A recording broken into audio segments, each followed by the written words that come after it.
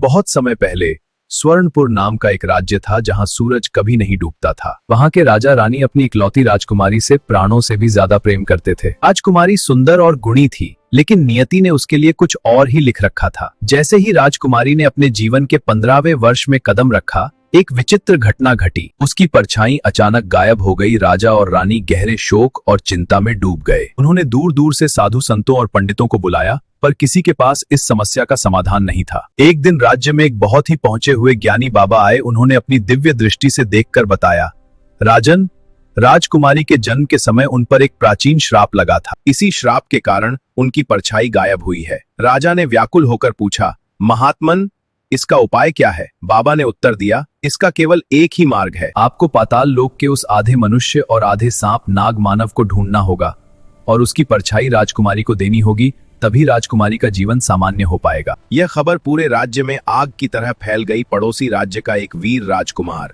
जो बचपन से ही राजकुमारी से प्रेम करता था, राजा की सहायता के लिए आगे आया। उसने प्रतिज्ञा की, महाराज, मैं उस नाग मानव को खोज कर लाऊंगा और राजकुमारी की परछाई वापस दिलाऊंगा। और फिर राजकुमार अनेक बाधाओं को पार करते हुए पाताल लोक पहुंचा। वहां उसने एक अत्यंत भयानक और डरावना नाग मानव देखा। राजकुमार को देखकर वह राक्षस अट्टहास करने लगा। राजकुमार ने निडर होकर कहा, मुझे राजकुमारी के लिए तुम्हारी परछाई चाहिए। पर राक्षस ने एक शर्त रखी, मैं परछाई दे दूंगा, लेकिन तुम्हें मेरे लिए नागमणि लानी होगी, जो तुम्हारे राज्य के प्राचीन कुल मंदिर में है। राजकुमार वापस राजा के पास आया और नागमणि के बारे में बताया। राजा ने चिंतित होकर कहा, मणि तो है, पर उसकी रक्षा एक अत्यंत क्रूर राक्षस करता है। वहां जो भी जाता है वह जीवित नहीं बचता। राजकुमार की वीरता को देखते हुए राजा ने अपने सबसे बहादुर सिपाही और एक शक्तिशाली जादूगर को उसके साथ भेजा। तीनों घने जंगलों को पार कर उस सुनसान मंदिर पहुंचे। जैसे ही वे अंदर घुसे, राक्षस ने उन पर हमला कर दिया। एक भीषण युद्ध हुआ, लेकिन राजकुमार, सिपाही और जादूगर ने मिलकर